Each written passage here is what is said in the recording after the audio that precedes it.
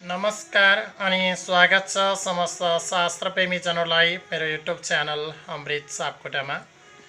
आजको यस श्रृङ्खलामा म हजुरहरू समक्ष श्रीमद् भागवत महापुराणको सप्तम स्कन्द अन्तर्गत अध्याय 1 देखि 8 सम्मको सारांश प्रस्तुत गर्न गइरहेको छु। यसरी सुखदेव स्वामीले राजा परीक्षितलाई श्रीमद् भागवत महापुराण सुनाउँदै जाने क्रममा सुखदेव स्वामी राजा परीक्षित समक्ष बिन्ती चढाउनुहुन्छ। लौ त महाराज, मैले तपाईलाई धेरै प्रसङ्गहरू श्रीमद् भागवत महापुराणका रसामृतहरू पस्किँदै आएको छु। धेरै तपाईँले ग्रहण गरिसक्नुभयो। 7 दिनको आयु भनेर अत्यन्तै डराउनु भएको थियो। आखिर 7 दिनको आयु नै तपाईँका लागि लामो रहेछ। संसारमा 7 दिनभन्दा बढी बाँच्ने मानिस कोही पनि छैन। कसैको आयु 8 दिन छैन, सबै 7 दिन हो। आइतबार सोमबार मङ्गलबार गर्दै गयो, शनिबार 7 दिन, सोमबार मङ्गलबार बुधबार गर्दै आयो, आइतबार आउँदा 7 दिन, एवं रीतिले शुक्रबारबाट गन्यो, बिहिबार आउँदा 7 दिन, शनिबारबाट गन्यो, शुक्रबार आउँदा 7 दिन, सबैको आयु 7 दिन हो। तपाईँलाई अब योदेखि केही पनि डर छैन। अब तपाईँलाई के सुन्ने इच्छा छ बधाई बक्सियोस् भनेर सुखदेव स्वामीले राजा परीक्षितलाई भनेपछि राजा परीक्षित भन्नुहुन्छ, लौ त सुखदेव स्वामी, तपाईँका मुखार बिन्दुबाट मैले श्रीमद् भागवत महापुराणका रसामृतहरू पान गर्दै त आएको छु। अबको क्रममा भने मलाई बताई बक्सियोस् कि भगवानका लागि त सबै प्रणाली समान थिए। उहाँका शत्रु अथवा मित्र कोही पनि छैनन्। तर उहाँले पटक पटक दैत्य र देवताको युद्ध चलिरहँदा, दैत्य र देवता बीचमा भनाभन चलिरहँदा, दैत्य र देवताहरूमा त को कि म ठुलो भनेर विवाद चलिरहँदा, जहाँ जहाँ दैत्य र देवताहरू मुछिन हुन्छ त्यही गएर भगवानले इन्द्रजीको पक्ष लिनुभयो। भगवानका लागि त सबै समान हुनुपर्ने, किन पटक पटक इन्द्रजीको पक्ष लिनुभयो त्यो मलाई बताई बक्सियोस्। यसरी राजा परीक्षितले प्रश्न गरेपछि सुखदेव स्वामी भन्नुहुन्छ, राजन परीक्षित, भगवान आफैमा निर्गुण हुनुहुन्छ। भगवानको इच्छा अनुसार यो संसार चलिरहेको छ। भगवानका लागि कोही ठुलो पनि छैन, भगवानका लागि कोही सानो पनि छैन। तर परिस्थितिले मात्र त्यस्तो पारेको छ कि परिस्थितिको यसरी नै चलेको कारणले हामीले कहिलेकाहीँ देख्न सक्छौँ भगवानले कोहीलाई मारे जस्तो, कोहीले भगवानलाई बचाए जस्तो, कोहीलाई भगवानले आश्रय दिए जस्तो र कोहीलाई भगवानले माथि लए जस्तो यो देखिनु मात्रै हो। उहाँका लागि सबै समान छन्। यो हाम्रो दृष्टिमा त देखिएको, भगवानको सृष्टिको क्रममा सृष्टि चलाउनका लागि यो देखाएको दृष्टि भ्रम मात्रै हो। उहाँका लागि सबै समान छन्। यसरी जय र विजयले पहिलो जन्ममा हिरण्यक्ष र हिरण्यकश्यप भएर जन्म लिए। हिरण्यक्षलाई भगवानले वराह अवतार लिएर मारिदिनु भयो। जुन हिरण्यक्ष नाम गरेको दैत्य थियो त्यसलाई स्वयं विष्णु भगवानले वराह अवतार लिएर उसको वध गर्नुभएको थियो भने हिरण्यकश्यपलाई नरसिंह अवतार लिएर मार्नुभयो। तेस्रो जन्ममा उनी जय र विजयले शिशुपाल र दन्तभक्त भएर जन्म लिए। अहिले श्रीकृष्णले शिशुपाललाई मार्नुभयो। प्यारो द्वारपाल हुनाले हो यही भगवानमा लीन भएको छ। यो सारा दृष्टि मात्रै हो। राजन परीक्षित, सबै भगवानका अगाडि समान छन्। भगवानले कहिले पक्ष लिए जस्तो, कहिले विपक्षमा ठडिए जस्तो देखिनु त हाम्रो भ्रम मात्रै हो। यस सृष्टि चलाउने निरन्तरता हो। अब पनि मैले तपाईँलाई बताउन गइरहेको छु कि राजा युधिष्ठिरले नारदजीलाई सुन्नुभएको थियो कुनै समयमा आफ्नो छोरा प्रहलादप्रति हिरण्यकश्यपले किन शत्रुभाव राखेको थियो भनेर राजा युधिष्ठिरले नारदजीलाई सोधेको प्रश्नको जवाब म सुखदेवले तपाईँ राजा परीक्षितलाई बताउँदैछु। यसरी हिरण्यकश्यपले आफ्नो छोरा प्रहलादप्रति अत्यन्तै दुष्टभाव राखेको थियो र प्रहलादलाई आफ्नै छोरालाई मार्नका लागि विभिन्न षड्यन्त्र बनाउँदै छोरामाथि पटक पटक उसले शत्रु खडा गरेको थियो छोरालाई मार्नका लागि। यो के कारणले यस्तो भयो त? यसरी हिरण्यक्षलाई भगवानले, जुन विष्णु भगवानले वराह रूप लिएर मारिदिनु भयो। त्यस पछाडि हिरण्यकश्यप जुन दाजु थियो, हिरण्यक्ष जुन भाइ थियो, यसरी हिरण्यकश्यपलाई भगवानले वराहावतार लिएर मारिदिइसकेपछि हिरण्यकश्यप भगवानसँग अत्यन्तै रिसायो। भगवान विष्णुसँग साह्रै क्रोध भयो हिरण्यकश्यप, र उसले हिरण्यकश्यपले यो सोच्यो कि अब स्वयं विष्णु भगवानको छातीमा जब मैले शूल रोपेर मार्छु र उसको रगत जुन छातीबाट विष्णु भगवानको रगत निक्लन्छ त्यही रगतले लगेर मेरो फाइ हिरण्यकश्यपको तर्पण दिइसके पछाडि बल्ल मेरो रिस शान्त हुनेछ। मैले हिरण्यकश्यपलाई तर्पण विष्णुकै रगतबाट दिने हो, त्यो पनि विष्णुको छातीमा शूल रोपेर मार्ने हो भनेर प्रतिशोधको भावना राख्यो हिरण्यकश्यपले। यसरी प्रतिशोधको भावना राखेको हिरण्यकश्यपले सारा दैत्य दाजुभाइहरूलाई निमन्त्रणा गरेर आदेश दियो कि हे दैत्य दाजुभाइ हो, विष्णुले हामीमाथि साह्रै गर्यो, अब विष्णुलाई नमारिसम्म हाम्रो उन्नति प्रगति हुँदैन। तर विष्णुलाई मार्नका लागि सारा जुन धर्मको अस्तित्व छ त्यो धर्मको अस्तित्वलाई च्युत गर्नुपर्छ अथवा धर्मको नष्ट गर्नुपर्छ, अनि मात्रै विष्णुलाई मार्न सकिन्छ। त्यसकारण तिमीहरू सबै मिलेर गएर यावत मठ मन्दिरहरू भत्काइदेऊ, वेदलाई जलाइदेऊ, जहाँ जहाँ ब्राह्मणको पूज्य हुन्छ त्यहाँ त्यहाँ ब्राह्मणका लागि तुच्छ बनाइदेऊ, तुच्छ ब्राह्मणलाई तुच्छ बनाइदेऊ, यज्ञादि कर्म भएको ठाउँमा गएर यज्ञ दोस्त बनाइदेऊ, गौमाताको नष्ट गराइदेऊ, गङ्गाजी पवित्र छन् भन्ने धारणा उल्टो बनाइदेऊ र सारा धर्म जति उल्टाइदेऊ। यदि सारा धर्म जति मात्रै उल्टिन सक्यो भने धर्म नै च्युत भइसकेपछि बल्ल विष्णु डगमगाउनेछन्, अनि त्यही बेलामा मैले उनको छातीमा शूल रोप्नेछु र निक्लेको रगतले मेरो भाइ हिरण्यकश्यपको तर्पण दिनेछु, अनि मात्र हाम्रो विजय हुनेछ भनेर उसले सारा हिरण्यकश्यपले आफ्ना सारा दैत्य दाजुभाइलाई बतायो। त्यस पछाडि दैत्य दाजुभाइहरूले पनि हिरण्यकश्यपको आज्ञा मानेर हस् हामी यो काम गर्छौँ भनेर जहाँ जहाँ वेदशास्त्रको सम्मान हुन्थ्यो त्यो ठाउँमा गएर वेदशास्त्रको सम्मानलाई च्युत गराए, मठ मन्दिरहरू भत्काउन लागे, वेदशास्त्रको निन्दा गर्ने जलाउने काम गर्न थाले, गौमाताको अपमान गर्न थाले, गङ्गाजी अपवित्र हुन् भनेर भ्रम फैलाउन थाले। यसरी सबै दैत्य दाजुभाइहरू हिरण्यकश्यपका दैत्य दाजुभाइहरू धर्मलाई च्युत गराउन हिँडिसकेपछि यता हिरण्यकश्यपले आफ्नी आमा र हिरण्यकश्यपकी श्रीमती अथवा आफ्नी भाइ बुहारीलाई गएर सम्झाउँदै भन्न थाल्यो, किनभने उसकी आमा र उसकी भाइ बुहारीले हिरण्यकश्यप विष्णुले मारेकोमा साह्रै शोक गरेर बसेका थिए। अत्यन्तै शोक सन्तप्त अवस्थामा रहेको बेलामा हिरण्यकश्यप जान्छ र आफ्नो आमालाई र बुहारीलाई सम्झाउँदै भन्छ, माताश्री र बुहारी अब चिन्ता गर्नुपर्ने छैन, भगवान विष्णुले हिरण्यकश्यपलाई मारियो, आमाका लागि काख खोकियो, आमाको लागि काख खोसियो, जुन सन्तान काखमा थियो त्यो खोसियो, अनि बुहारीका लागि श्रीमान हरियो। यसको बदला लिनको लागि मैले विष्णुलाई मारेर त्यही विष्णुको छातीमा शूल रोपेर जुन रगत निक्लन्छ मैले त्यही रगतले हिरण्यकश्यप मेरो भाइको तर्पण दिनेछु, अनि मात्र यसको बदला पुग्नेछ। त्यसकारण चिन्ता नगरी बक्सियोस् माताश्री अनि बुहारी पनि, किनभने मैले यो बदला लिनको लागि आखिर तिनै विष्णु भगवानले अवतार लिएर वराहावतार लिएर मेरो भाइ हिरण्यकश्यपलाई मारिदिए। अब मैले पुनः बदला लिएर उनको मृत्यु गर्ने, उनको हत्या गरिदिनेछु, मारिदिनेछु।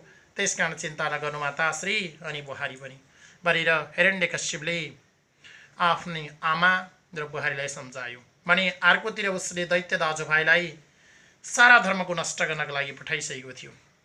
यसरी सारा धर्मको नष्ट गर्नका लागि एकातिर आदेश दियो, अर्कोतिर आमा र बुहारीलाई सम्झायो, अनि हिरण्यकश्यप आफू सर्वोच्च हुने कामना राखेर भगवान विष्णुलाई मार्ने कामना राखेर हिरण्यकश्यपले मन्दर पर्वतमा गएर अत्यन्तै कठोर तपस्या सुरु गर्यो। यसरी मन्दर पर्वतमा गएर उसले कठोर तपस्या गर्दा तपस्या कस्तो थियो भने उसले हात आकाशतिर माथि फर्काएर ऊ हेर्दै खुट्टाका औँलाले मात्रै टेकेर कुर्कुच्चाले पनि नटेकिकन आकाशलाई मात्रै आँखाले हेरेर हात ठडाउँदै लामो समय ब्रह्माजीको तपस्या गर्यो। यसरी कठोर भन्दा पनि कठोर तपस्या गर्यो ब्रह्माजीको। उसले ब्रह्माजीबाट वरदान मागेर केवल भगवान विष्णुलाई मार्नु, आफ्ना कामना सिद्ध गर्नु मात्रै थियो। यसरी अत्यन्तै कठोर तरिकाले तपस्या गरिसकेपछि आखिर भगवान त निर्गुण हुनुहुन्छ। त्यो कठोर तपस्या उसको हिरण्यकश्यपको देखेपछि अत्यन्तै खुसी भएर उसले त ब्रह्माजीको तपस्या गरेको थियो। स्वयं ब्रह्माजी टुक्लुक्क हिरण्यकश्यपको अगाडि दर्शन दिनुभयो। यसरी हिरण्यकश्यपको अगाडि ब्रह्माजीले दर्शन दिइसके पछाडि उसले ब्रह्माजीलाई अत्यन्तै स्वागत सत्कार गर्यो, ब्रह्माजीको चरणमा पर्यो र ब्रह्माजीलाई खुसी पार्दै भन्यो, बाजी मैले साह्रै कठोर तपस्या पछाडि हजुरको दर्शन पाएँ भनेर बिन्ती चढाउँदा भयो।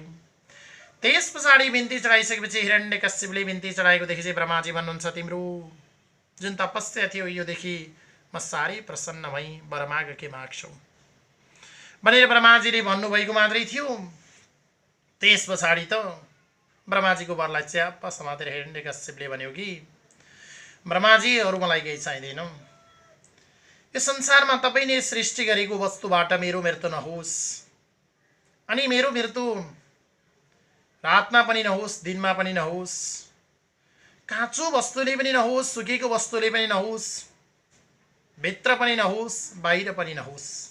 यस्तो वरदान ब्रह्माजीसँग माग्यो। हेर्नुहोस् कस्तो वरदान, भित्र पनि मृत्यु नहोस् रे, बाहिर पनि नहोस्, साँझमा पनि नहोस्, रातमा पनि नहोस्, दिनमा पनि नहोस्, रातमा पनि नहोस्, दिनमा पनि नहोस्। उसले मागेको वरदान काँचोले पनि नमरु, सुकेकोले नमरु, अनि तपाईले सृष्टि गरेका यावत वस्तुबाट मेरो मृत्यु नहोस्। यस्तो वरदान ब्रह्माजीसँग माग्यो। ब्रह्माजीलाई सङ्कट पर्यो, तर उहाँले त वाचा गरिसक्नु भएको थियो, वर माग, तिम्रो तपस्यादेखि म प्रसन्न भएँ भने हिरण्यकश्यपलाई अब वचन मिथ्या गर्ने त कुरै भएन। त्यस पछाडि ब्रह्माजीले तथास्तु भनिदिनुभयो। ब्रह्माजीले तथास्तु भन्दाखेरि उसले वरदान प्राप्त गरियो। यसरी ब्रह्माजीबाट वर प्राप्त गरिसके पछाडि अत्यन्तै उन्मत्त भएर हिरण्यकश्यपले विष्णुसँग बदला लिने दाउ गरेर लडाई सुरु गर्यो। उसले विष्णुसँग लडाई सुरु गर्नका लागि देवताहरूसँग लडाई सुरु गर्यो। यता हिरण्यकश्यपले ब्रह्माबाट वरदान पाएको हुनाले अब देवतासँगबाट डराउने अथवा देवताका कुनै शस्त्र अस्त्रबाट च्युत हुने अवस्था हिरण्यकश्यपलाई थिएन। कसैले प्रहार गरेको कुनै पनि वस्तुबाट उसलाई चोट पर्ने थिएन। यसरी देवताहरू त्यो अवस्था देखेर, हिरण्यकश्यपको त्यो अवस्था देखेर जहाँ ब्रह्माजीबाट उसले वरदान पाएको छ त्यो देखिसकेपछि अब यो उपाय रोक्न सकिँदैन, अब हाम्रो जित होइन, अब हाम्रो हार अवश्य हुन्छ भन्ने देवतागणहरूले सोच्नुभयो र देवताहरू त्रही हुनुभयो। डराएर बिचरा हो देवताहरू, कता जाम के गरम, भगवान ब्रह्माले त दिनुभयो उसलाई आशीर्वाद, अब हामी विष्णुको शरणमा पर्नु उपाय केही पनि छैन, किनभने उसले त वरदान पाइसकेको छ। यसरी वरदान पाइसकेको हिरण्यकश्यपलाई हामीले केही गर्न सकिँदैन भनेर देवताहरू भाग्दै भाग्दै भाग्दै भाग्दै त्यहाँबाट भागेर विष्णुको शरणमा पुग्नुभयो। यसरी विष्णुको शरणमा पुगेर सबै बिन्ती गरेर देवताहरूले बिन्ती गरिसकेपछि विष्णु भगवान केही बोल्नु भएन, केही सान्त्वना मात्रै पार्नुभयो। सबै परिस्थिति बुझ्नुभयो, लौ त ठिक छ भन्नुभयो। तर यता हिरण्यकश्यपका 4 जना छोराहरू थिए। 4 जना छोरामध्ये जेठो छोराको नाम प्रहलाद थियो। प्रहलाद फेरि अत्यन्तै राक्षस कुलमा जन्मे पनि शील स्वभाव अत्यन्तै राम्रो भएको, अत्यन्तै देवता जस्तो र भगवान विष्णुको परम भक्त थियो। प्रहलाद जो हिरण्यकश्यपको छोरा छ, त्यो हिरण्यकश्यपका छोरा मध्येको जेठो छोरा प्रहलाद भगवानका नाम कीर्तनहरू मात्रै गर्ने, भगवानलाई हृदयमा राखेर सम्झिने, यावत जीवात्मामा भगवानको स्वरूप देख्ने, अत्यन्तै राम्रो शील स्वभाव भएको, राक्षसी प्रविधिबाट माथि उठेर उनी विष्णु भगवानको भक्त भएर बसेको थियो। हेर्नुहोस्, बाउ हिरण्यकश्यप जुन विष्णु भगवानलाई मारेर आफ्नो हिरण्याक्ष नाम गरेको भाइको तर्पण दिन्छु भनिरहेको छ रगतबाट, उसैको छोरा प्रहलाद अत्यन्तै परम भक्त छ विष्णुको। हेर्नुहोस्, स्वरूप परम भक्त छ, बाबुमाको कण्टक। कस्तो दुष्ट, कस्तो दुराचारी, यस्तो दुराचारी थियो। अब यो दुराचारी एकातिर हिरण्यकश्यपको छोरा हिरण्यकश्यप त्यति दुराचारी छ, हिरण्यकश्यपको छोरा प्रहलाद अत्यन्तै ज्ञानी। र यसरी हिरण्यकश्यपले दैत्यगुरु शुक्राचार्यलाई आफ्ना छोरा लगायत अन्य दैत्य कुमारहरूका निम्ति जहाँ शास्त्र पढाउनको लागि आफ्ना अथवा दैत्यगुरु शुक्राचार्यलाई हराएको थियो।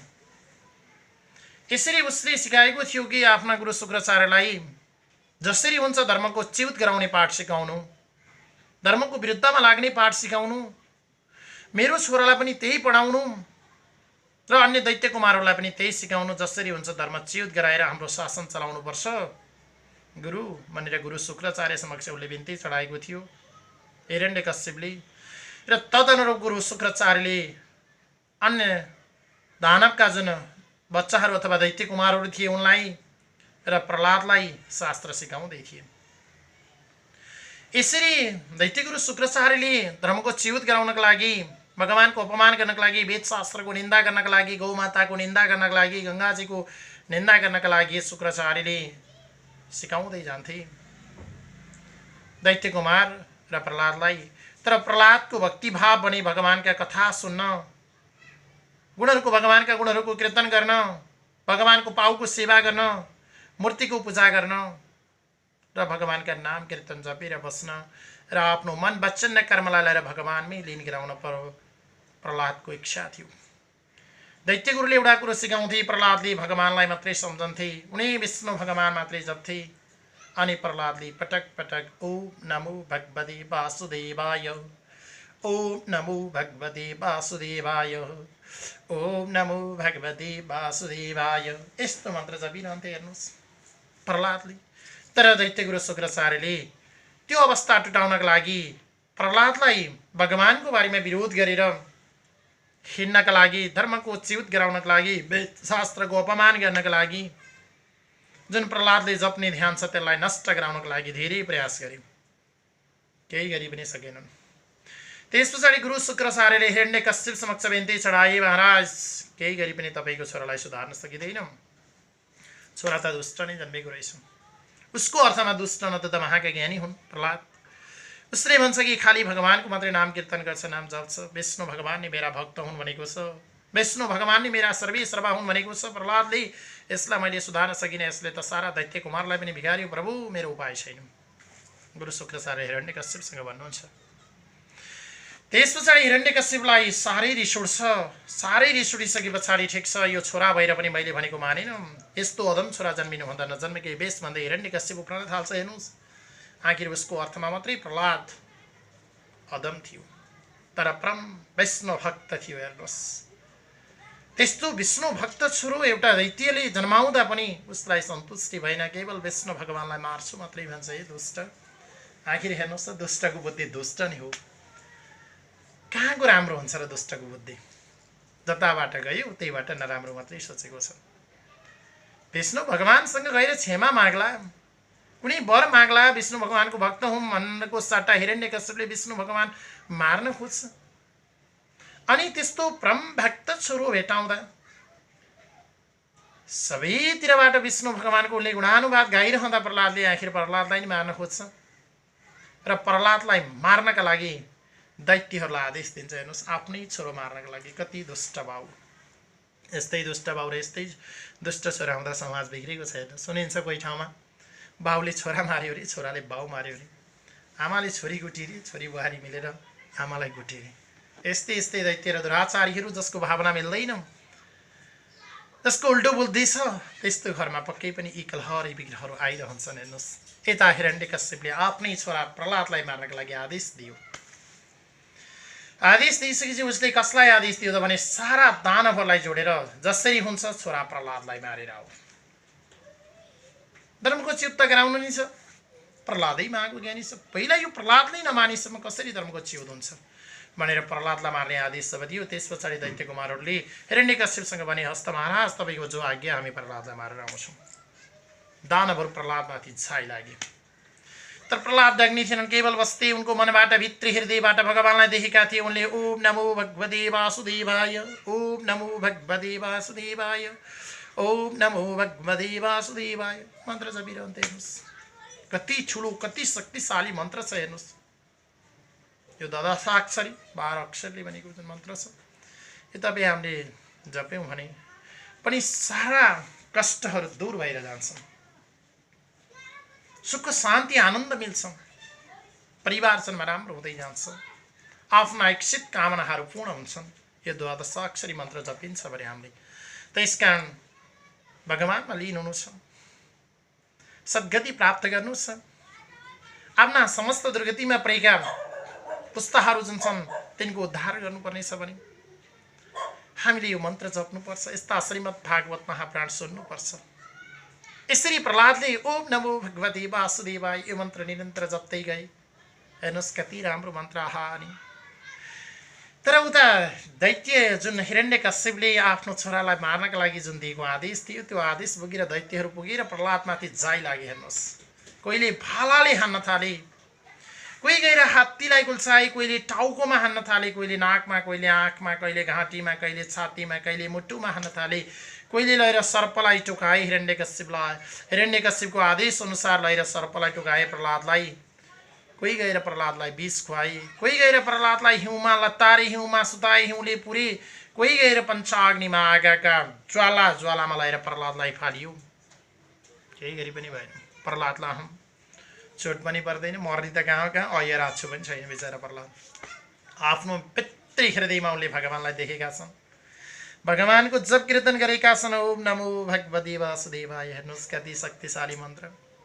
भाला हुँदा पनि केही भएन, शिरमा लगेर कुकुरले गर्दनमा हिर्काएका छन्, प्रहलादलाई चुस्स पनि केही भएन।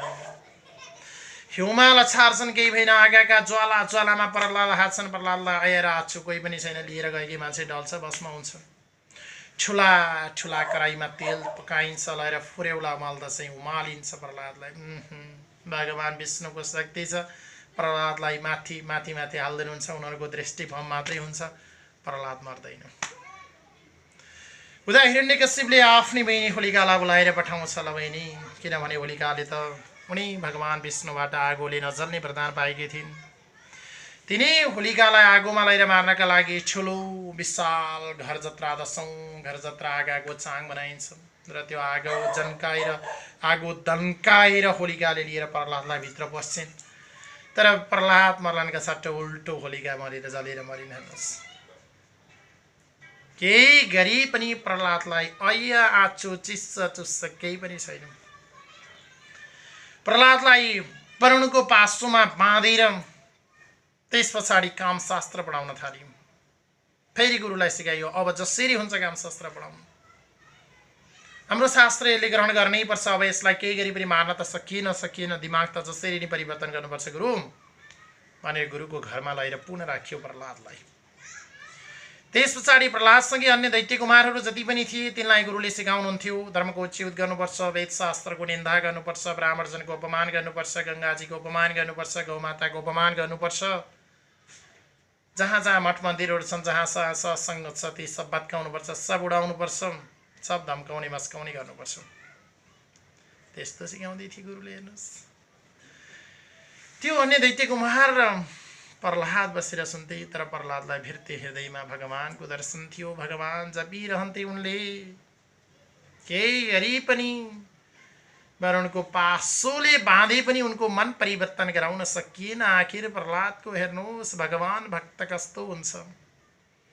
भगवानमा भक्ति लगाउँछ अथवा भगवान नै सर्वेश्वरवा हो भन्ने देख्छ भने उसलाई केहीले सिकेन। न त माता पिताको आदेशले सिक्यो, न त गुरुजनको आदेशले सिक्यो, नत्र त्यत्रा चोटपटकले सिक्यो, खानी मुखलाई जुङ्गाले सिक्दैन। हेर्नुहोस् भगवानमा भक्ति लाग्नु छ, भगवानको नाम कीर्तन जप्नु छ भने तपाईँ हामीलाई न केहीका दुःख, न घरका परिवारको तनाव, न इष्टमित्रको दबाव केहीले पनि छोक्दैन, केहीले सुन्न सक्दैन।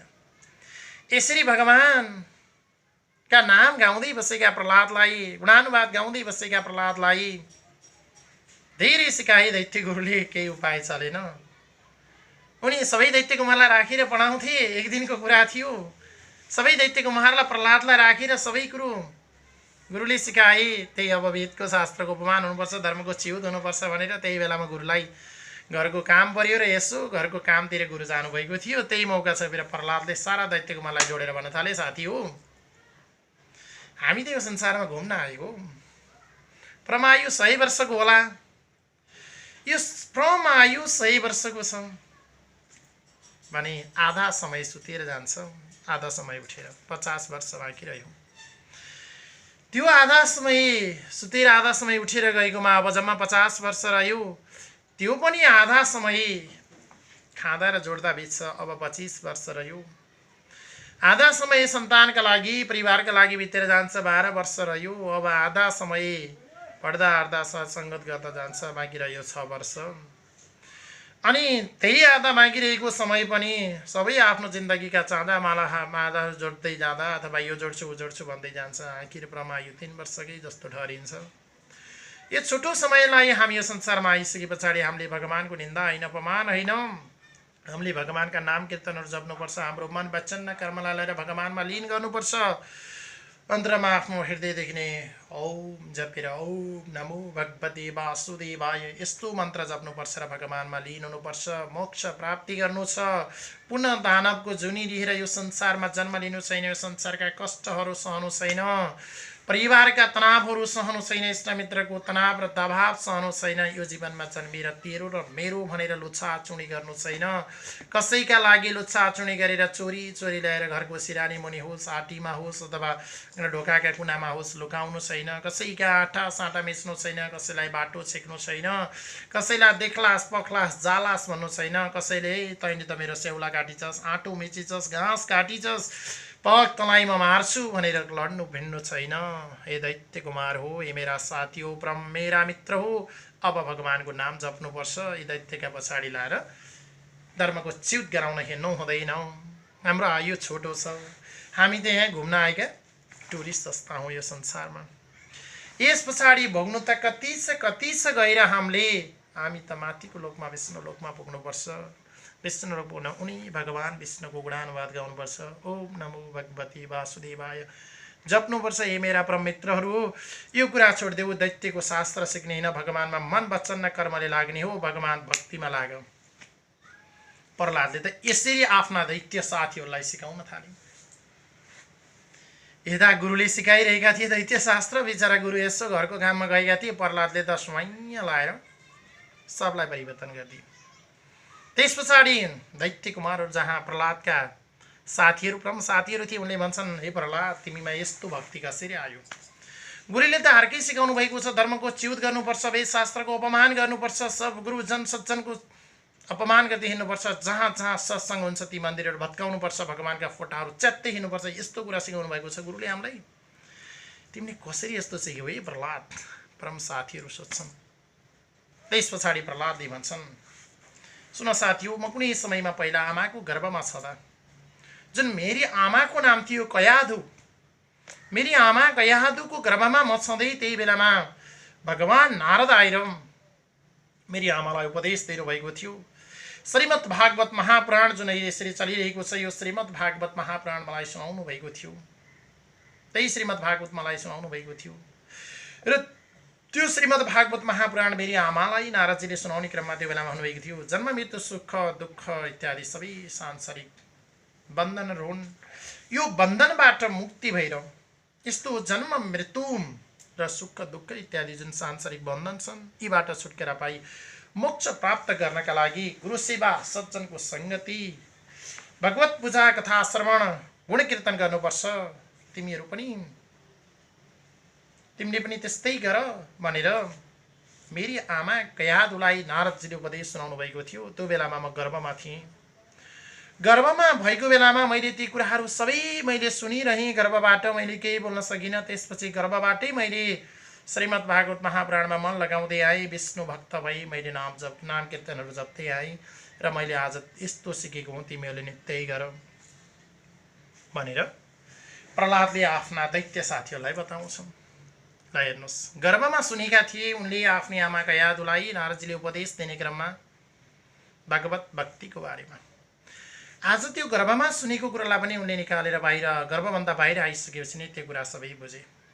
यसरी हामीले भन्ने गरिन्छ जसको गर्भमा बच्चा छ अथवा बच्चा गर्भमा रहने दिनदेखि नै जन्मदिनसम्म आमा र बाउले सकारात्मक चिन्तन गर्नुपर्छ, भगवानका गुणानुवादहरू गाउनुपर्छ, भगवान भक्तिमा मन लगाउनुपर्छ, भगवानको सेवा गर्नुपर्छ र अत्यन्तै सुपुत्र सुपुत्री जन्मियोस् भनेर चिन्तन गर्नुपर्छ। अनि मात्र राम्रा छोराछोरी जन्मिन्छन्, अनि मात्र छोराछोरी राम्रा हुन्छन्, आफ्नो मान सम्मान इज्जत प्रतिष्ठालाई बढाउँछन्, गुरुजनको सम्मान गर्ने, वेदशास्त्रको सम्मान गर्ने र सारा लोकले पूज्य हुन्छन्। हेर्नुहोस् जन्मिसकेपछि यसो भयो उसो भयो, हो नि मेरा छोराको दशा बिग्रेछ, हिजो त लोटेर हातै भाँच्यो, हिजो त के भयो कोसँग लडेछ, मुद्दा मामिला परेछ, झै झगडा परेछ, लौन नि हजुर अब ग्रह काट्न पर्यो भनेर पण्डितको घरमा दौडेर हुनेवाला केही पनि छैन, केही मात्र घट्ने मात्रै हो। त्यो बेलामा यदि गर्भमै छँदा बाबुआमाले सद्बुद्धि लगाएका छन्, सच्चिन्ता लगाएका छन्, राम्रो संस्कार सिकाएका छन् भने बालक जन्मिँदा अवश्यमेव सबै सङ्कटबाट दूर भएर जन्मिन्छ। त्यसकारण सोच भनेको सधैँ सकारात्मक राख्नुपर्छ, ध्यान भनेको सधैँ भगवानका गुणानुवाद गाउनेतर्फ हुनुपर्छ, सबैको सेवा गर्ने, गुरु सज्जनको सेवा गर्ने, धर्मशास्त्रको पालना गर्दै आफ्नो आचरणमा बसेको हुनुपर्छ। हेर्नुहोस् जन्मिसकेपछि हुनेवाला केही छैन। हेर्नुहोस् त त्यस्तो हिरण्यकश्यपको दैत्यको गर्भबाट जन्मे पनि आफ्नो आमा कयादुले उनी गर्भमा सधैँ नारदजीबाट श्रीमद् भागवत महापुराण सुनेको हुनाले, श्रीमद् भागवत महापुराणका उपदेश कयादुले सुनेको हुनाले त्यस्ता विष्णुका परम भक्त प्रहलाद जन्मे। बाहिरी वातावरणले केही पनि बिगार्दैन, हृदय सप्पा हुनु पर्यो, जन्मदै लिएर आउनु पर्यो माथिबाटै। भनिन्छ नि यहाँ वातावरण मिलेन, सङ्गत मिलेन, यस्तो छ उस्तो छ, हाम्रो समाज त यस्तो छ, गुरु उस्तो छ, एउटाले सिक्न पाउँदैन, लौ न कसरी हो भन्नुहुन्छ तपाईँ हामी समक्ष आयो। पितृ हृदयबाट दिएको छ भने कुनै वातावरणले बिगार्दो रहन्छ। त्यस्ता दैत्य त्यस्ता दानवका कुलमा जन्मिएर पनि प्रहलादले गुरुहरूले त्यति सिकाउँदै वरुणको पासाले बाँधेर चोट दिँदै सिकाउँदै गर्दा पनि प्रहलादले नकारात्मक कुरो कहिल्यै पनि सिकेनन्, सकारात्मकै सिके। उपदेश अति उपदेश राम्रै दिए, विष्णुका भक्त भई मन लगाए। त्यसकारण बाह्य वातावरणले कहिल्यै बिगार्दैन। हेर्नु सय राछु गर्नु बेकार हो। जन्मदै लिएर आएको छ, भगवान भक्तिमा मन लगाएको छ, बाबुआमाले गर्भमा बिउ दिँदै राम्रो दिएका छन् भने बच्चा अवश्यमेव सबै सङ्कटलाई परास्त गरिदिने र सारा कुलको उद्धार गर्ने भएर बच्चा जन्मिन्छ। त्यसकारण गर्भमा रहँदा साह्रै ध्यान दिनुपर्छ। बच्चा रहँदा त्यहाँदेखि विचार गर्नुपर्छ कुन मुहुर्तमा, कुन साइतमा, कस्तो सोचले, कस्तो कामनाका साथ गर्भमा बच्चा रह्यो, त्यो महत्त्वपूर्ण हुन्छ। हेर्नुहोस् यता हेर्नुहोस् त प्रहलाद त्यस्तो हिरण्यकश्यपको दैत्यबाट गर्भबाट जन्मी पनि आमा कयादुको भगवानमा भक्ति भएको कारणले गर्दा ऊ विष्णुका परम भक्त भएर जन्मे। यसरी प्रहलादले सारा दैत्य साथीहरूलाई गुरु यस्तो गरे सिकामा गएको बेलामा भागवत भक्तिमा लगाउन सिकाइदिइसके पछाडि प्रहलादका पछाडि लागे सबै दैत्य साथीहरू। हेर्नुहोस् अनि गुरुजी आउनुभयो, दैत्य गुरु। त्यस पछाडि दैत्य गुरु आएर पुनः दैत्यका कुमारहरूलाई प्रहलादलाई सिकाउन थाल्नुभयो आफ्नै शास्त्र। कसैले सुनेनन्, न त प्रहलादले त सुन्ने कुरै थिएन, अन्यले पनि सुन्न छोडे। अन्य प्रहलादका जुन साथीहरू थिए उनले पनि सुन्न छाडेर भगवानमा भक्ति लगाउन थाले। त्यो देखेर त गुरुलाई त अपाच्य भयो, साह्रै अपमान भयो। त्यो देखेर अत्यन्तै रिसाउँदै गुरुले गएर हिरण्यकश्यपसँग बिन्ती गर्नुहुन्छ, महाराज मैले केही गरी पनि सकिनँ, सारा दैत्य कुमारलाई पनि प्रहलादले बिगारिदियो। सारा दैत्य कुमार नै विष्णुका भक्त हुँ भन्न थाले। वेद शास्त्रको सम्मान गर्नुपर्छ, अपमान होइन, गुरुजनको सङ्गत गर्नुपर्छ, मठ मन्दिर धाउनुपर्छ, मन वचन कर्मलाई भगवानमा लीन गर्नुपर्छ पो भन्छ नि।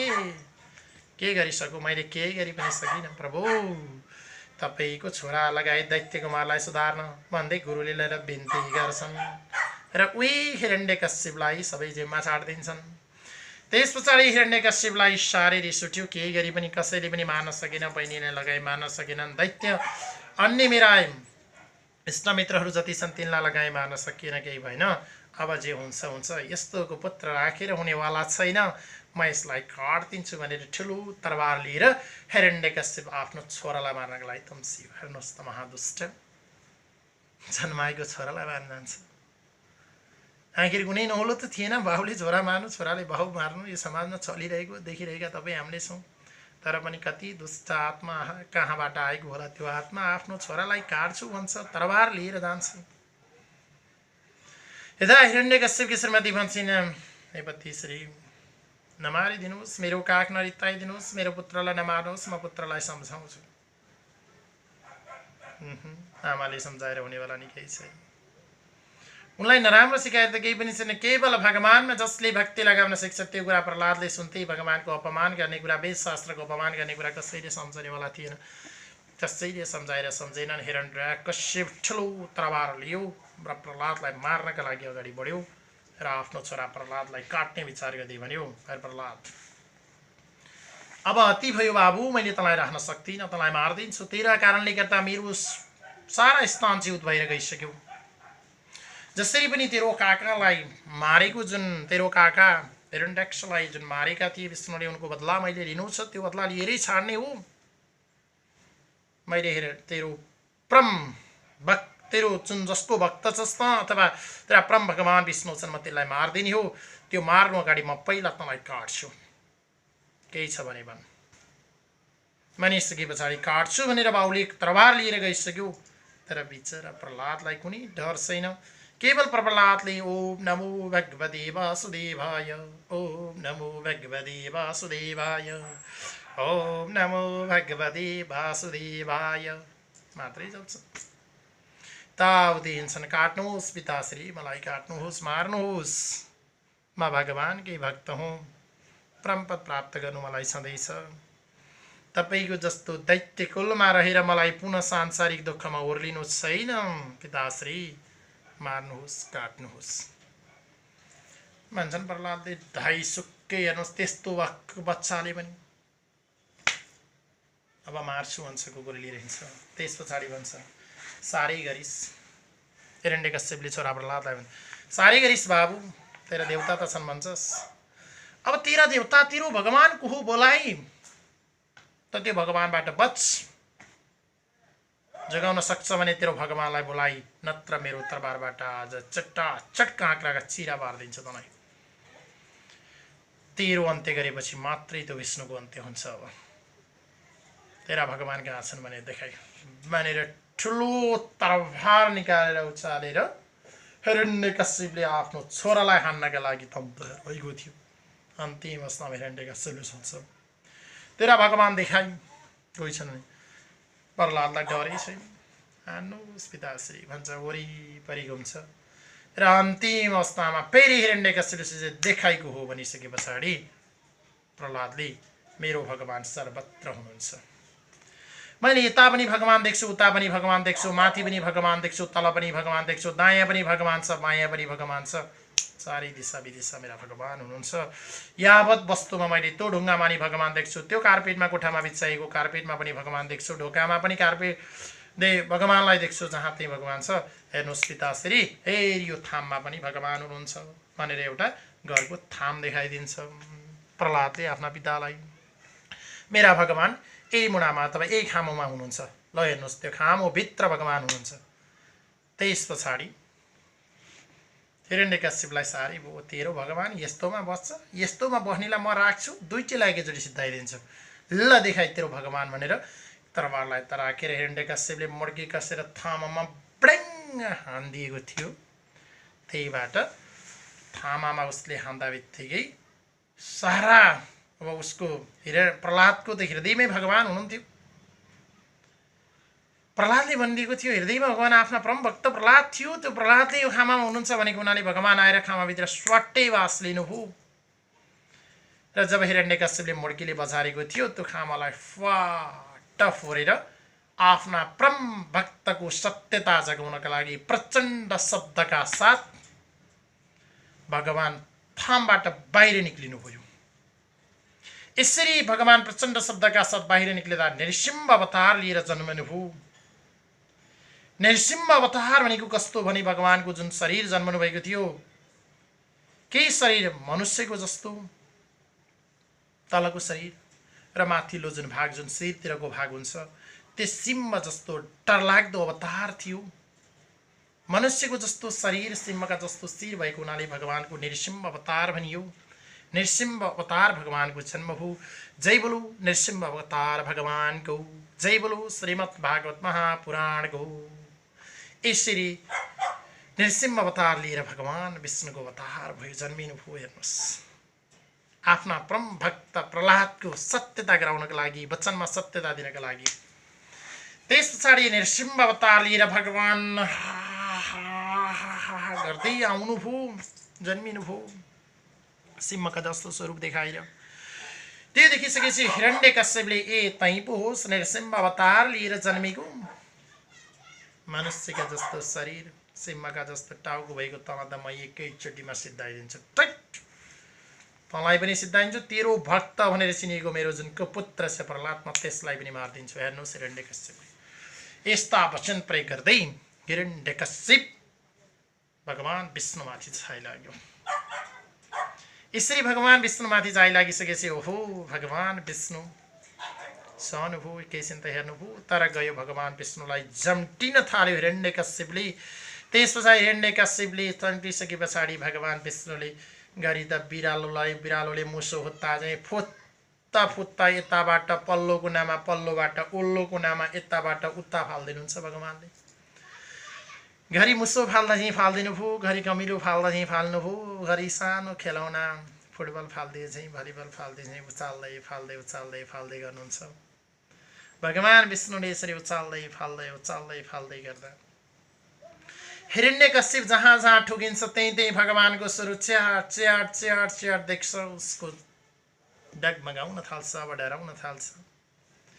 जति भगवानमाथि जाय लाग्छ उति भगवानले करे पपार्दै निमट्दै यता फाल्नुहुन्छ उता फाल्नुहुन्छ। हेर्नुहोस् भगुण्ड उफार्नु भएको छ भगवानले त।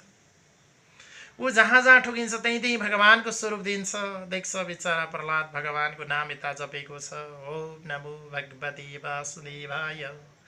यो द्वादशाक्षरी मन्त्र जपेको छ, प्रहलाद यता आहुति गरेको छ। भगवान नृसिंह अवतारको जन्म भइसक्यो। सारा भगवान अत्य ब्रह्मादेखि सबै देवगणहरू अत्यन्तै डराए, ओहो अब के हुने हो, के अनर्थ हुने हो। सारा पृथ्वी डगमगाउन थाल्यो। भगवानले नृसिंह अवतार लिएर हिरण्यकश्यपलाई डचाउन थाल्नुभयो। लड्दा लामो समय बित्यो। त्यसपछि अब भगवानले यस्तो दैत्यलाई राख्नु हुँदैन, म यो कर्ममा भुलेर मात्रै हुँदैन भनेर हिरण्यकश्यपलाई च्याप समाएर आफ्नो काखमा लिनुभयो। जब हिरण्यकश्यपलाई भगवानले काखमा लिनुभएको थियो, साँझको प्रहर थियो। हेर्नुहोस् त्यस पछाडि च्याप गरेर माउलाई समातेर हिरण्यकश्यपलाई सन्द्रगी पार्दै आफ्नो काखमा राख्नुभयो र हिरण्यकश्यपलाई भन्नुभयो, ढोकाको सङ्घारमा लिएर ढोकामा लिएर भन्नुहुन्छ, ए हिरण्यकश्यप कति गरिस्, मलाई मार्न कति षड्यन्त्र गराइस्, मेरो परमभक्त भएको कारणले तेरो आफ्नै पुत्रलाई मार्नका लागि, आफ्नै पुत्र प्रहलादलाई मार्नका लागि कतिलाई आदेश दिइस्, कति अपमान गरिस्। मेरो बदला लिने तेरो भाइ हिरण्याक्ष मारेको नि मैले हो, मलाई मार्न खोज्ने कठै तेरो अवस्था। तैँले भगवान ब्रह्माजीबाट पाएको जुन वरदान छ त्यसलाई अमिथ्या सम्झेछ होइन। ल हेर, तैँले भित्र पनि नमरु बाहिर पनि नमरु भनेको थिइस्, यो कहाँ हो, ल हेर भनिदिनुहुन्छ विष्णु भगवानले। नृसिंह अवतार भगवानले ढोकामा छ, भित्र पनि छैन बाहिर पनि छैन। हेर्नुहोस् अब आपत पर्यो। त्यस पछाडि राति पनि नमरु दिउँसो पनि नमरु भनेको थिइस्, यो अवस्था के हो हेर भन्नुहुन्छ भगवानले। नृसिंह अवतार भगवानले हिरण्यकश्यपलाई न त रात थियो न त दिन थियो। हेर्नुहोस् साँझको प्रहर थियो। ओहो त्यस पछाडि भन्नुहुन्छ जलमा पनि नमरु थलमा पनि नमरु भनेर त वरदान मागेको थिइस् नि, यो जल हो कि थल हो हेर भन्दा उसलाई हिरण्यकश्यपले भैमा टेकेको पनि छैन, जलमा पनि छैन। भगवानले काखमा यस्तै लिइदिनु भएको छ। अनि तपाईँले सृष्टि गरेको कुनै पनि प्राणीबाट नमरु है भनेर वरदान मागेको थिइस्, म कसले सृष्टि गरेको हेर त। हिरण्यकश्यप हेर्छ अक्क नभक्क। अब विष्णुप्रति उसले हात जोड्न थाल्छन्। विष्णु भगवानले सुन्ने अवस्था थिएन। त्यसो विष्णु भगवानले भन्नुहुन्छ, काँचो बाटो पनि नमरु सुकेको बाटो पनि नमरु भनेको थिइस् नै, के हुन् हेर त भनेर आफ्ना नङ्ग्रा देखाउनुहुन्छ। हेर्नुहोस् विष्णु भने नहेर्नुहोस् त काँचो हो कि सुकेको हो यो काँचो भन्ने नि हरियो पनि छैन सुकेको भन्ने मरेको पनि छैन हेर्नुहोस् बढिरहेछ काटेर धुने होला नि छैन फेरि हामीलाई अब यो काँचो हो कि सुकेको हो कि मरेको हो के हो हेर योबाट नि नमर भने हैनस् अब त मास्ने उपाय के छ ल हेर भनेर आफ्ना नङ्ग्रा छातीमा र घाँटीमा भित्रै छिराउँदै कोपेर सर्लक्कै आन्द्रा भुँडी खिचेर त्यो हिरण्यकश्यप नाम गरेको दैत्यको शरीरलाई चिरा चिरा पारेर नङ्ग्राले मारिदिनु भयो हिरण्यकश्यप बङल्याङ्ग मरेर अब लासका चिरा चिरा पारेर भगवान् विष्णुले फालिदिनु भयो र बाँकी रहेका दैत्यहरूलाई पनि नृसिंह अवतार भगवान् विष्णुले समात्दै क्र्याब्चा पार्दै मार्दै चिरा चिरा पारेर फालिदिनु भयो र यसरी सारा जगतलाई मारिसके पछाडि सारा राक्षसहरूलाई मारिसके पछाडि राक्षसको जगतलाई मारिदिनु भयो उहाँले किनभने हिरण्यकश्यप नै मरियो त राक्षसकै जगत भयो यसरी सारा राक्षसहरूलाई मारिसकेपछि सबै भगवान् प्रकट भएर उनी नृसिंह अवतार भगवानको स्तुति गर्न थाले जय बोलो श्रीमद् भागवत महापुराणको जय बोलो नृसिंह अवतार भगवानको ओम नमो भगवते वासुदेव